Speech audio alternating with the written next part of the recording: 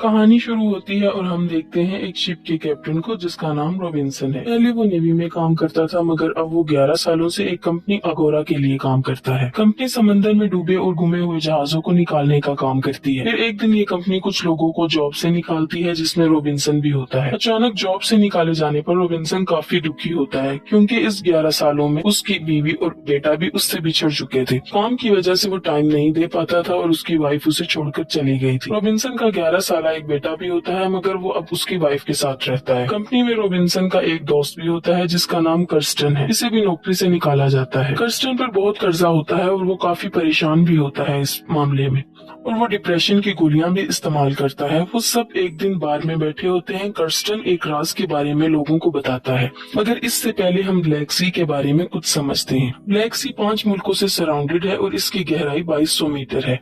Kirsten इन्हें इस तलाश के बारे में बताता है जो अगोरा ने ब्लैक सी में की थी। 1941 में हिटलर की फौज नाअजीज मुकम्मल तौर पर तबाह हो चुकी थी। इस वक्त रूस जंग की लपेट में नहीं आया था मगर रूस को डर था कि कहीं जर्मनी रूस पर हमला न कर दे और इस बात का फायदा उठाते हुए हिटलर ने रूस से कर्जा मांग लिया 2 टन सोना। इसकी कीमत का अंदाजा खुद लगा लें। हिटलर ने रूस से एक बोट ली और इसमें सोना भरा मगर वो जहाज हिटलर तक नहीं पहुंचा, रास्ते में ही कहीं डूब गया या डुबाया गया। इस पर हिटलर ने रूस पर हमला कर दिया। इस 4 साल जंग में लाखों लोग मारे गए। इसके बाद एक ओशियानिक रिसर्चेज इंस्टीट्यूट ने एक यू बोट ढूंढ ली और दावा किया कि ये वही बोट है जिसमें स्टेलन ने सोना रखा था। अपनी इसी इंफॉर्मेशन को वो जॉर्जिया सरकार के पास ले गए और इन्हें इस यू बोट की लोकेशन दी। जॉर्जिया सरकार इस यू बोट को निकालने के लिए मान गई और 1 महीने बाद रूस और जॉर्जिया के दरमियान लड़ाई शुरू हो गई और सारी हदें पार होती चली गई।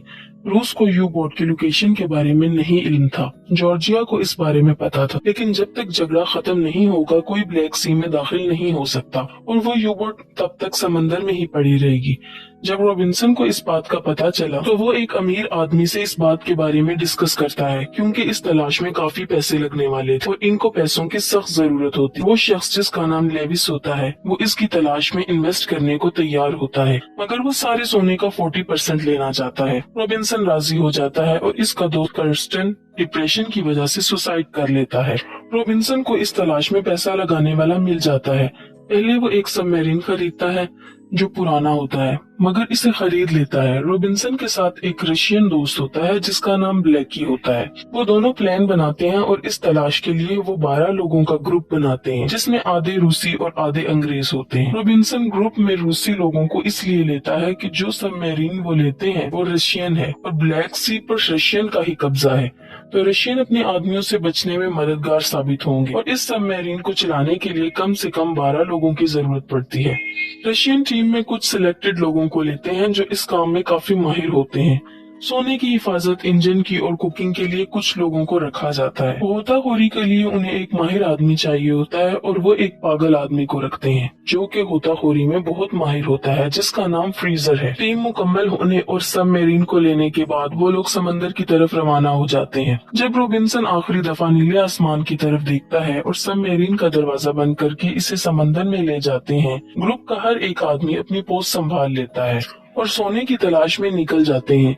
अभी तक सब कुछ ठीक होता है। फिर कैप्टन सबको इकट्ठा करता है और इस बारे में सबको बताता है। वो सोने की बात करता है कि हर एक को बराबर का हिस्सा मिलेगा जो बाकी का 60% है उसमें से, क्योंकि 40% उस शख्स का है जिसने इन्वेस्ट किया है। अब डैनियल उस शख्स का असिस्टेंट होता है जिसने इन्वेस्ट किया होता है तो डैनियल कैप्टन रॉबिन्सन को कहता है कि तुम्हें ऐसा नहीं कहना चाहिए क्योंकि अगर यहाँ पर किसी शख्स के दिल में लालच आ गई तो वो किसी दूसरे को मार सकता है क्योंकि इससे सबका हिस्सा बढ़ जाएगा और कैप्टन को ऐसा कहना ही नहीं चाहिए था। इस सबमरीन में सब लोग प्रोफेशनल थे और इसी खतरनाक तलाश के बाद जब वो यू बोट की लोकेशन के नजदीक पहुंचते हैं तो उसी वक्त एक रशियन डिस्ट्रॉय शिप इनके करीब से गुजरता है और वो अपना इंजन बंद कर देते हैं और बच जाते हैं। अब वो लोग प्लान बनाते हैं कि सोने के साथ वो ड्राइव शार्क को भी ले आएंगे जो इनके सबमरीन पर धमाके से डिस्ट्रॉय हो गया था। अब इस ड्राइव शार्क ही की मदद से वो फिर से सबमरीन को स्टार्ट करेंगे और यहाँ से निकल जाएंगे। अब वो 2-3 मीटर के फासले पर बाहर जाते हैं।